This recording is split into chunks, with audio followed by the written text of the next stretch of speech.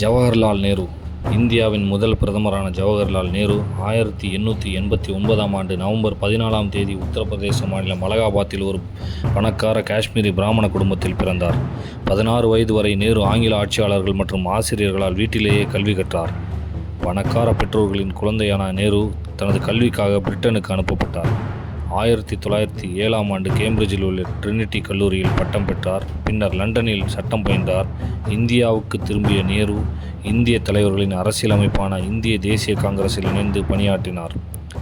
1916இல் அவர் கமலா கவுல் என்ற பெண்ணை மணந்தார். அவர் அலகாபாத் நீதிமன்ற அமைப்பில் பணியாற்றுவதற்காக லண்டனில் இருந்து திரும்பி வந்தார்.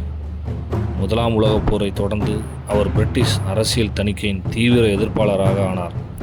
அவர் 1919இல் இந்திய தேசிய காங்கிரஸில் சேர்ந்து விரைவில் அவர் காந்தி தலைமையிலான ஒத்துழைமை இயக்கத்திலும் ஈடுபட்டார். இந்திய உள்நாட்டு ஆட்சியை பாதுகாக்கும் நோக்கத்துடன் அவர் பல அரசியல் அமைப்புகளுடன் இணைந்து பணியாற்றினார். காலப்போக்கில் நேரு ஒரு பிரபலமான மற்றும் செல்வாக்கு மிகுந்த தேசியவாத தலைவராக உருவெடுத்தார்.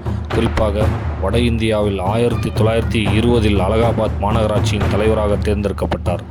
ஜவஹர்லால் நேரு தனது குடும்பத்தினருடன் 1926இல் ஜெர்மனி, பிரான்ஸ் மற்றும் சோவியத் யூனியன் போன்ற ஐரோப்பிய நாடுகளுக்கு சென்று ஆசியா மற்றும் ஆப்பிரிக்காவில் இருந்து பல கம்யூனிஸ்டுகள், சோசியலிஸ்டுகள் மற்றும் தீவிர தலைவர்களுடன் சந்திப்புகளை நாடினார். நேரு கம்யூனிச சோவியத் யூனியனின் பொருளாதார அமைப்பிலும் ஈர்க்கப்பட்டார். மேலும் அதையே தனது சொந்த நாட்டிலும் பயன்படுத்த விரும்பினார். 1927இல் பெல்ஜியத்தின் தலைநகரான பிரசல்ஸில் உருவாக்கப்பட்ட ஏகாதிபத்தியத்துக்கு எதிரான லீக்கில் உறுப்பினரானார். 1928ஆம் ஆண்டு கவுகாத்தியில் நடைபெற்ற காங்கிரஸ் மாநாட்டின் போது அடுத்த 2 ஆண்டுகளுக்குள் ஆங்கிலேயர்கள் இந்தியாவுக்கு ஆதிக்கம் செலுத்த அந்தஸ்து வழங்காவிட்டால் காங்கிரஸ் மாபெரும் இயக்கத்தை நடத்தும் என்று மகாத்மா காந்தி அறிவித்தார். நேரு மற்றும் சுபாஷ் சந்திரபோஸ் ஆகியோரின் அழுத்தத்தின் கீழ் காலக்கெடு 1 வருடமாக குறைக்கப்பட்டது என்று நம்பப்பட்டது. ஜவஹர்லால் நேரு 1928ஆம் ஆண்டில் தனது தந்தை மோதிலால் நேரு தயாரித்த புகழ்பெற்ற நேரு அறிக்கையை விமர்சித்தார். அது பிரிட்டிஷ் ஆட்சிக்குள் இந்தியாவிற்கு ஆதிக்க அந்தஸ்து என்ற கருத்தை ஆதரித்தது. 1930இல் மகாத்மா காந்தி காங்கிரஸின் அடுத்த தலைவராக நேரு பெயரை ஆதரித்தார். இந்த முடிவு காங்கிரஸில் கம்யூனிசத்தின் தீவிரத்தை குறைக்கும் முயற்சியாகும். அதே ஆண்டு நேரு உப்பு சட்டத்தை மீறியதற்காக கைது செய்யப்பட்டார். 1936இல் நேரு இந்திய தேசிய காங்கிரஸின் தலைவராக மீண்டும் தேர்ந்தெடுக்கப்பட்டார்.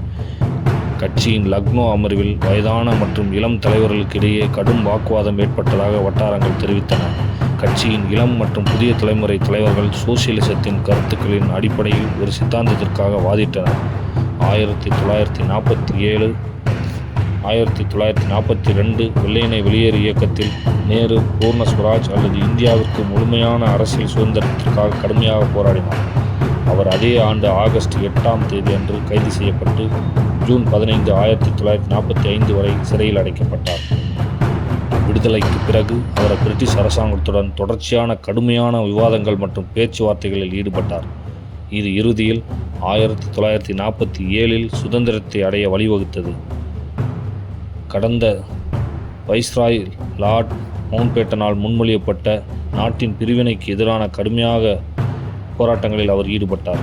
அவர் முஸ்லீம் லீக்கின் தலைவரான முகமது ஜின்னாவிடமிருந்து போதுமான ஆதரவை பெற தவறிவிட்டார் மற்றும் தயக்கத்துடன் அதற்கு அடிபணிந்தார். ஆகஸ்ட் 15, 1947 அன்று சுதந்திர இந்தியா பிறந்தது. சுதந்திர இந்தியாவின் முதல் பிரதமராக நேரு தேர்ந்தெடுக்கப்பட்டார். அவரது சிந்தனைகளை நடைமுறைப்படுத்தி ஆரோக்கியமான தேசத்தை கட்டியெழுப்ப வேண்டிய நேரம் வந்துவிட்டது. இந்தியாவின் பிரதமராக நேருவின் செயல்பாடு மதச்சார்பற்ற மற்றும் தளராத அணுகுமுறையால் வகைப்படுத்தப்படுகிறது. இளம் இந்தியாவை தொழில்நுட்பம் மற்றும் அரசியல் ரீதியிலான சிறந்த பாதையில் கொண்டு செல்வதற்கான தனது நோக்கத்தை மிகுந்த ஆர்வத்துடன் செயல்படுத்தினார் ஜவஹர்லால் நேரு அவர்கள்.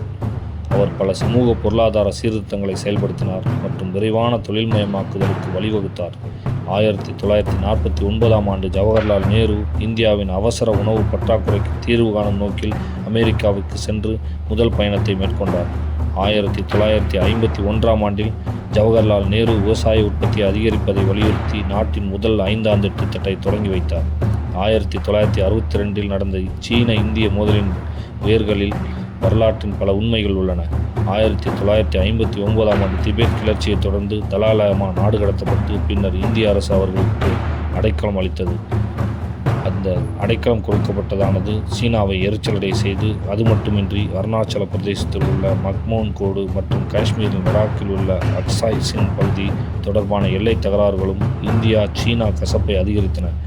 3225 கிலோமீட்டர் நீளமுள்ள சர்ச்சைக்குரிய எல்லை பிரச்சினையில் நேரு மற்றும் அவரது சீன பிரதிநிதி பிரீமியர் சோ என்லாய் ஆகியோர் அரசியல் உடன்பாட்டை எட்ட முடியவில்லை.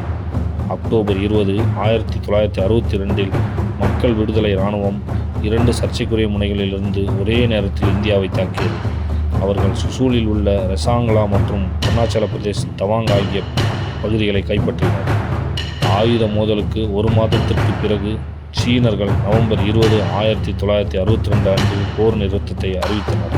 ஆனால் ஆழ்ந்த அவநம்பிக்கை உணர்வு இரு நாட்டுக்கும் இடையிலான அரசியல் உறவுகளை அன்றிலிருந்து சீர்குலைத்தது. இந்த தோல்விக்கான பழி நேரு மற்றும் அவரது பாதுகாப்பு மந்திரி வி.கே. கிருஷ்ணமேனனின் தோள்களில் நேரடியாக விழுந்தது.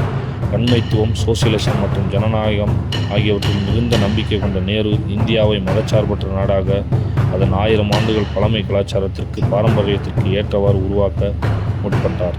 1964 நேருவுக்கு ஏற்பட்ட பக்கவாதம் மற்றும் மாரடைப்பால் அவர் மே 27, 1964 அன்று காலமானார். டெல்லி யமுனை நதிக்கரையில் உள்ள சாந்திவனத்தில் நேருவின் உடல் தகனம் செய்யப்பட்டது. நன்றி, வணக்கம்.